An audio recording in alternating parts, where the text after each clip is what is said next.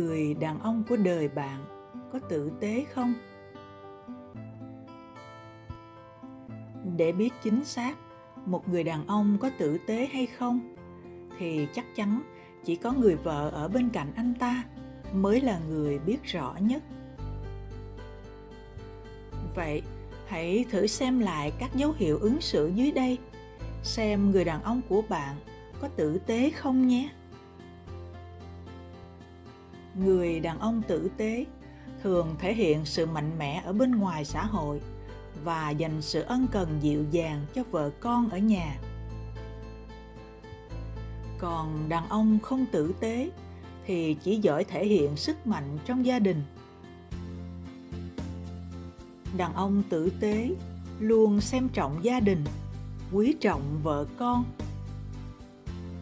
Còn đàn ông không tử tế thì rất ích kỷ, dù cho bao nhiêu tuổi vẫn cứ mãi ham vui tụ tập bạn bè, ăn chơi nhậu nhẹt và chỉ nghĩ đến những thú vui riêng của bản thân họ. Đàn ông không tử tế cũng rất bảo thủ, không bao giờ biết lắng nghe những điều vợ con góp ý. Đàn ông tử tế sẽ không bao giờ hơn thua với vợ, vì anh ấy cho rằng vợ là để yêu thương, để chiều chuộng, chứ không phải để đôi co, trách mắng hay giận hờn. Anh ấy cũng không bao giờ làm tổn thương người phụ nữ của mình. Trong mọi chuyện, anh ấy hầu như luôn lắng nghe, nhường nhịn và thấu hiểu vợ. Còn đàn ông không tử tế thì rất lắm lời, hay đôi co, bắt bẻ, hơn thua từng chút một với vợ. Bản chất người đàn ông này rất thích uy quyền. Dù là vợ con hay người thân trong nhà, anh ta cũng đều thích ra lệnh, sai bảo, thường ra oai, thể hiện sự trịch thượng và hay nói năng vô lối trong gia đình. Anh ta là kiểu người không bao giờ nhìn thấy khuyết điểm của bản thân. Loại đàn ông này cũng vô cùng gia trưởng, đặc biệt đúng thể loại thắng thì kiêu, bại thì nản. Khi anh ta thành công thì sẽ vênh váo mặt mày, coi thường vợ con gia đình. Còn khi anh ta thất bại thì vợ con anh ta cũng bị vạ lây, phải chịu đựng những sự giận dữ vô cớ từ anh ta, hay khổ sở vì sự bi quan chán nản, hay những lời kêu ca than vãn của anh ta hàng ngày. Anh ta luôn tự huyễn hoặc bản thân mình là người vĩ đại, lúc nào cũng sống như người trên mây, luôn xem những chuyện anh ta làm đều mang ý nghĩa cao cả, còn những việc của vợ anh ta làm chỉ là tầm thường. Đàn ông tử tế sẽ có một gia đình hạnh phúc, bởi vì người đàn ông này luôn tôn trọng, thấu hiểu và quan tâm chu đáo với vợ. Anh ấy cũng luôn dành sự yêu thương và hết lòng lo lắng để người phụ nữ bên cạnh anh ấy luôn được mỉm cười hạnh phúc. Và một người đàn ông biết nghĩ và quan tâm đến vợ con sẽ là cốt lõi của một cuộc hôn nhân bền chặt, gia đình hạnh phúc viên mãn. Còn đàn ông không tử tế thì hiếm có được hạnh phúc gia đình thật sự.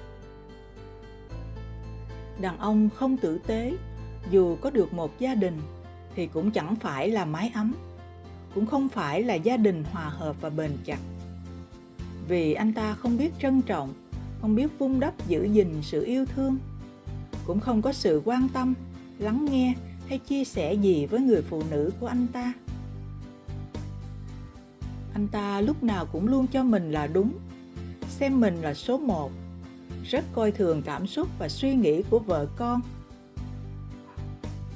Vợ anh ta cả đời luôn phải sống trong cảm giác buồn tủi, lầm lũi, cam chịu sống vì con. Thế nên anh ta không thể nào có được một gia đình hạnh phúc thật sự. Đàn ông tử tế luôn chăm sóc tốt cho gia đình và sự nghiệp.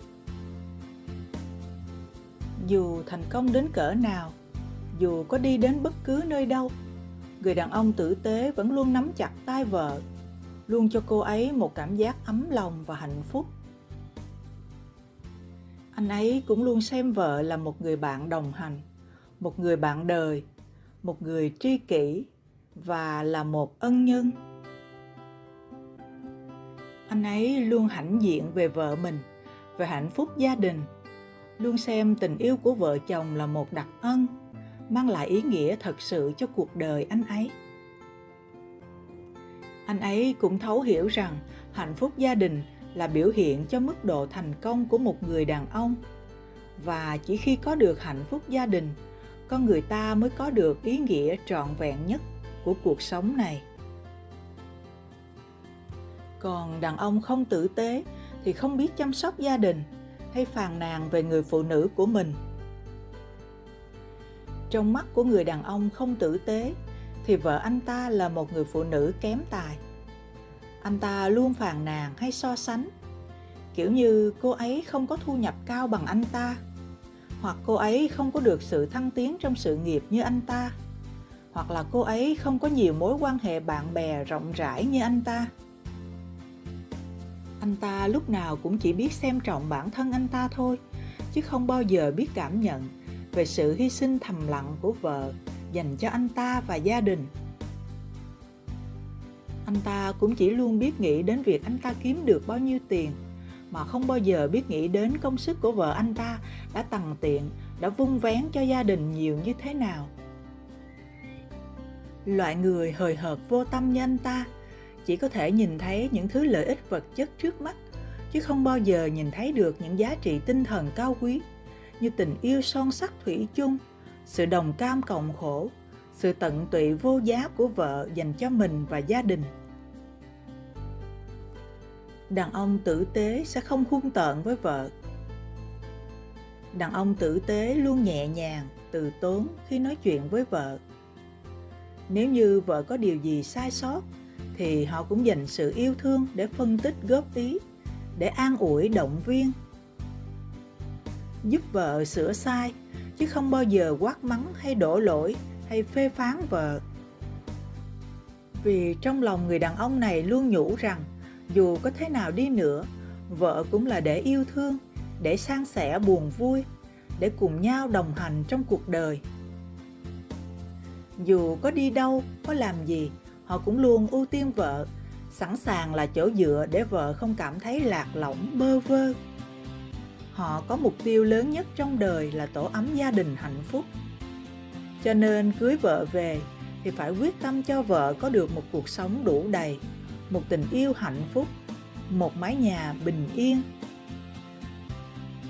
Còn đàn ông không tử tế hay uy hiếp và ra oai với vợ. Đàn ông không tử tế thường hèn nhát, xu nịnh và phục tùng người khác ở ngoài xã hội.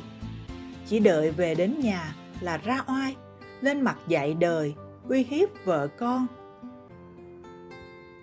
Lấy phải một người đàn ông không tử tế, phụ nữ như rơi vào cái hố bất hạnh lớn nhất cuộc đời, cứ phải lanh quanh mãi trong cái hố sâu lắm bùn ấy, nhiều lúc muốn thoát ra cũng không phải dễ.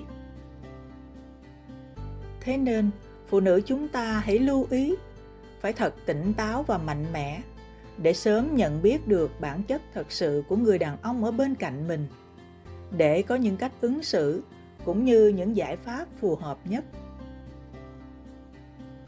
Vợ chồng nếu sống cùng nhau dưới một mái nhà thì phải tử tế, phải cùng nhau chung tay xây dựng và vun đắp hạnh phúc gia đình. Và có lẽ thứ quý giá nhất có thể giữ chân một người phụ nữ đã có gia đình lâu dài nhất, đó chính là sự yêu thương chân thành, tử tế, trái tim rộng lượng bao dung và nhân hậu của người đàn ông mà họ gọi là chồng.